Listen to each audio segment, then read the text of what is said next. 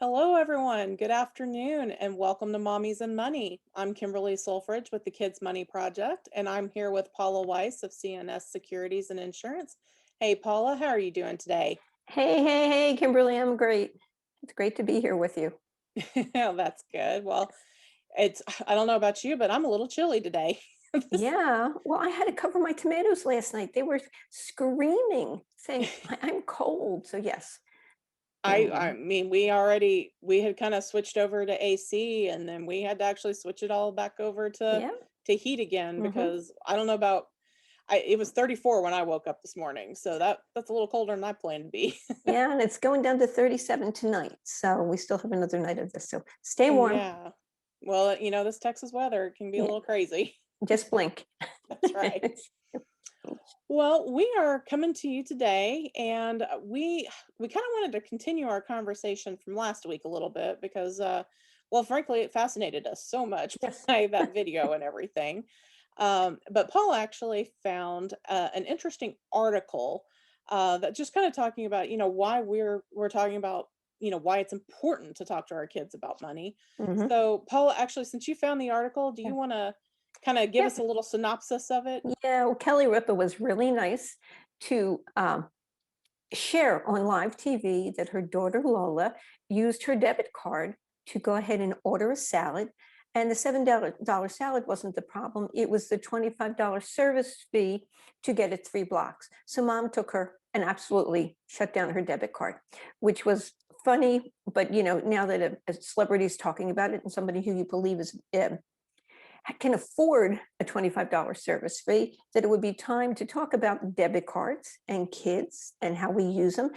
And when we send them to college and we don't educate them to know the pitfalls as to how it works. So we kind of done some research to see when it should start and how it should start. And hopefully Lola knows now she shouldn't use Postmates. Well, It's not a good thing. and of course, the funny thing about it too is that she actually had purchased a meal plan for her and Yes. everything. I mean, Mhm.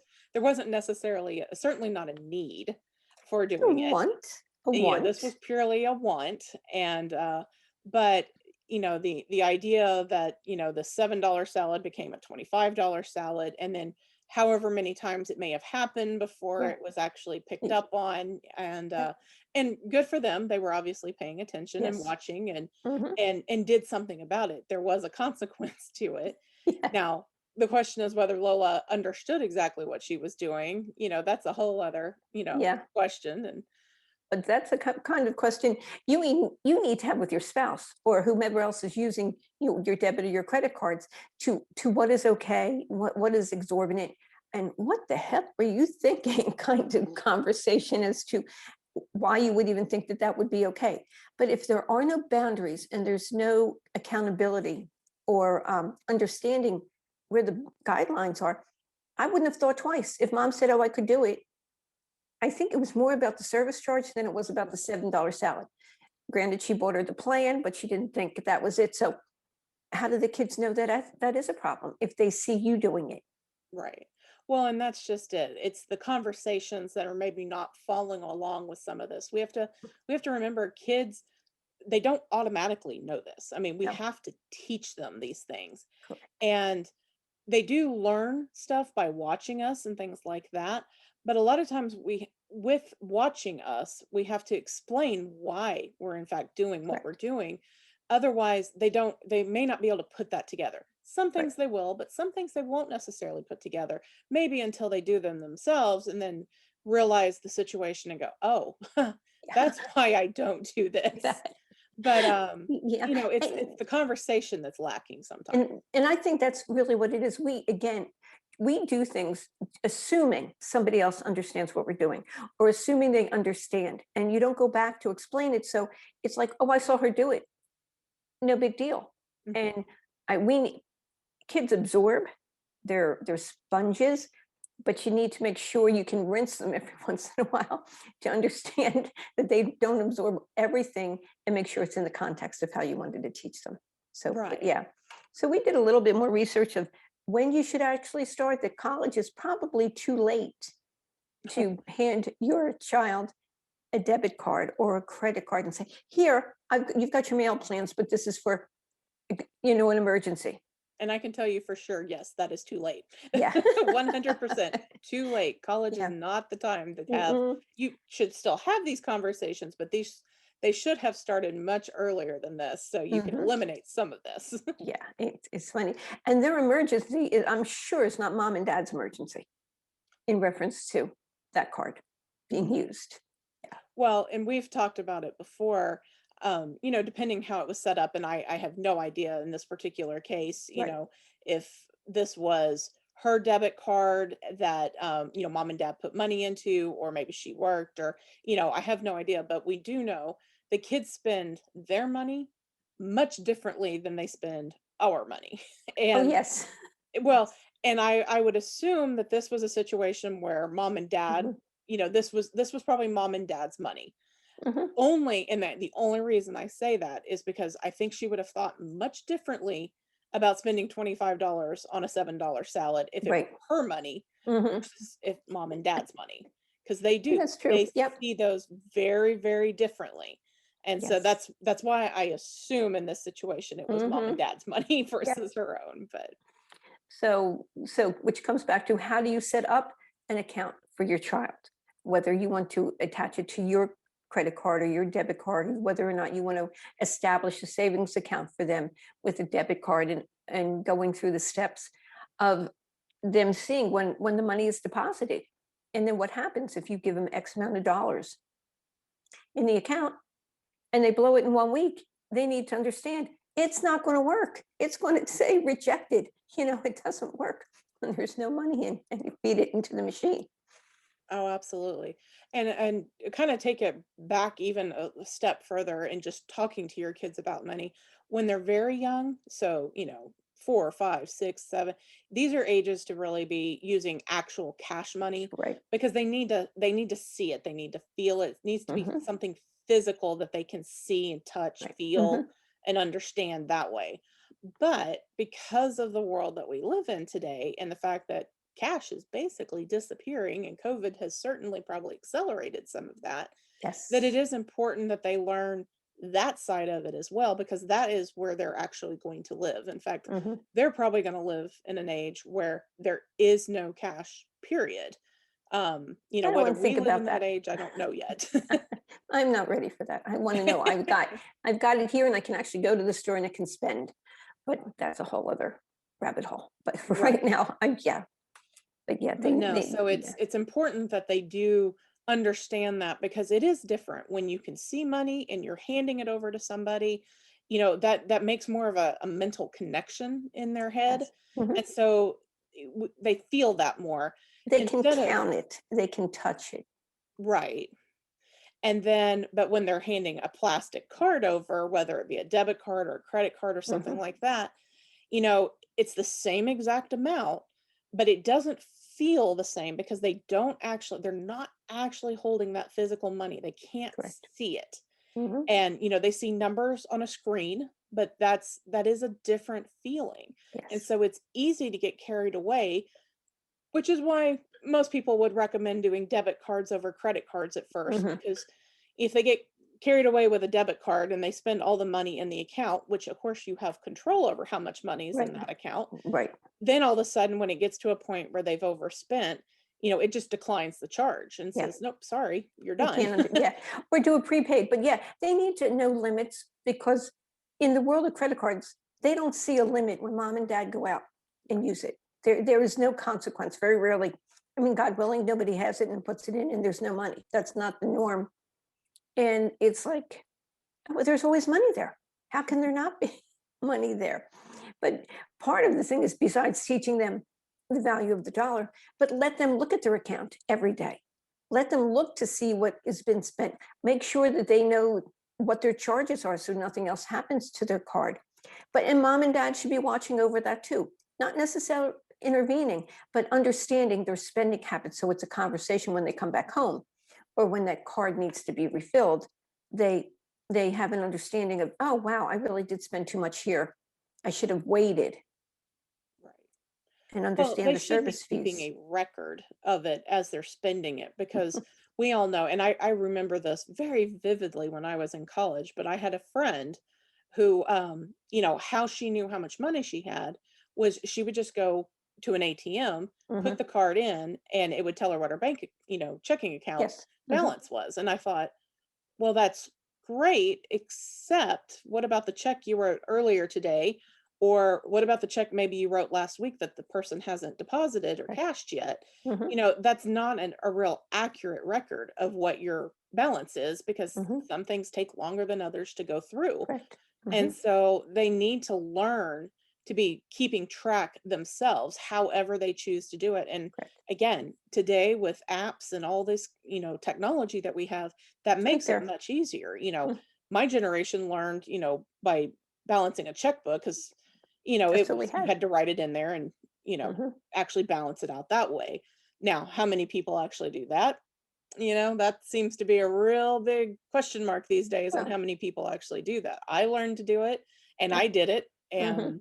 But there's a lot of people I think that maybe don't even know how to balance a checkbook today. Or write a check, but that will be a whole other conversation because there are some people that absolutely have no idea. But the other thing is, if in fact they overdraw the account, there can be a charge. They don't Yes. realize how, depending upon the account that's set up for the kids, or it's their parents' account, there's $25 to $50, depending upon who they are and what they're doing. They might give you a one-time forgiveness, but they're not going to give you $1,000 forgiveness if you Mhm. got crazy and kept, trying to do something. Absolutely. But no, that's why these conversations are so vital to Yes. have. And you have them throughout their childhood over and over and over. Mhm, And honestly, some of the best teaching moments are when you're doing something. When you're handing over your card or when you're handing over whatever it is, it can be mhm, just about anything where you're using money. Make sure you kind of turn around. Doesn't matter if they're 4, 5, or if they're 14 or 15, but have a discussion about it. And it can happen right then when you're doing it, particularly if it's just something a little small that you're wanting to mhm. get across. If it's a bigger conversation, wait till that night at dinner or something, or after dinner, or just make it part of the family conversation of why you actually did something. And the closer you have the conversation to when you did it will obviously Better. help. That's why if you Yeah. can do it immediately, that's best. Maybe it's just you wait till you get to the car and say, "This is why mom did this," or "This is Right, why dad did this."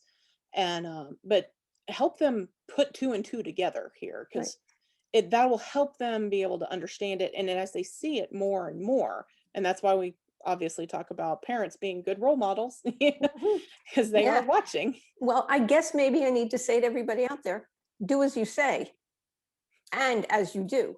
So if in Exactly. fact you're handing the kid the car and you're not paying attention, and whether it be a debit or a credit card or you use it, however you're using it, know where you are and make sure every month you sit down and do your bills. Make sure you have the receipts and there's not that $2 charge from Taco Bell in Wisconsin, and you wouldn't know Wisconsin if it came up and introduced it to yourself. So that happened to me 3 times, and it caught me 3 times. They wanted to see what they could get through to Mhm. see for the next one. And we caught it, but those little incidental charges, you need to make sure and it matches and then rip up your receipts as long as it's not a tax issue.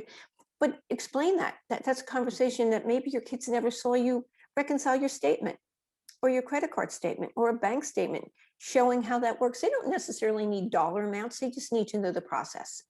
Absolutely. Oh So, yeah, yeah. It's actually not about the money at all. It's more no. about the process on how you're Mhm. doing this and why you're doing this. Yes. So yeah, it's not actually about the money, and that's true of a lot of these lessons. Yeah. So we say thank Kelly Ripa for this, and hopefully Lola. And sorry, we're not picking on you. We just thought it was a great avenue to have a conversation about kids and money because we want to get more into this as to how to maybe you didn't have that conversation with your parents and you were able to be okay. But the times are different now. There's so many different opportunities to make mistakes and bigger mistakes earlier. And you need to make sure you understand what they're capable of doing or how it can happen and at least have the conversation to prevent it. Oh, yeah. Well, and certainly, I mean, we're talking about this particular one because it was in the news and stuff Yeah, like that, but make us this laugh. is not an uncommon occurrence. I No, guarantee you this has happened so many times, more than I could count, I'm sure. no, yes. This is not uncommon. This happens every single day, I assure you. So, Mhm. we're bringing this one out just because it was in the news. and and Kelly Ripa, nicely, put it out there on her show for Yeah. millions of people to see. Yeah, I stopped and I ripped it from her. So hopefully she got it back and she's doing well in school and I she's imagine there was enjoying a it. lecture involved, but Yeah. And we're talking about it. So we're sharing that with you because maybe you didn't get to see it. But God bless her for being so honest. well, and good for Kelly, and I don't remember, I think Mark is her husband's name. I Yeah. don't remember for sure. But they imposed a consequence on this. And that alone taught her, okay, I'm not supposed to do this. She may not have understood immediately why. Right. Now, hopefully that was followed up with a conversation, which, given how it all went down, I got to figure it probably did. But I mean, that's the thing is impose the consequence. Don't just slap them on the hand and then hand it right back to them because I Mm. guarantee you they're going to do the same thing over again. They And they need to learn the lesson. but you might want to outline the consequences up front. Yes, It may not be a deterrent because they may not believe you, but at least you can go back and say, this is, I told you if you do A, B and C are going to happen. So you can go back and say, this is what we discussed before. So and then it helps you reinforce what you need to do, but also helps you reinforce it for your child. absolutely. Well, you could even make a contract or something like that. Make Mhm. it where it's really black and white. They can't come back on you, but you need to follow through with what you say you're going to do, and that'll make it easier all the way around. Yeah. But Yeah. well, that is going to be it for today. But thank you so much for joining us. Do you have Yes. anything you want to add, Paula? No, just make it a great Wednesday, but take time to think about this because the kids, it's there again. They're going to be out of school soon. Again, or maybe never went back to school, but it's going to be an ongoing conversation. This is not one to wait to have the conversation. You can start it in middle school, start it younger and have the conversation, and then look at your own spending and see what you do and see whether if somebody gave you a check over, you could stand the scrutiny and come out better on the other side. That's right. Well, these aren't one-time conversations. They're No. they're conversations that should keep going Mhm. throughout their childhood over and over so that they learn them and take these lessons into their adulthood. That's So, right. Well, have a super Wednesday. yes, everyone have a great day and we look forward to seeing you right here again next week. Yes. Bye bye now. Bye-bye.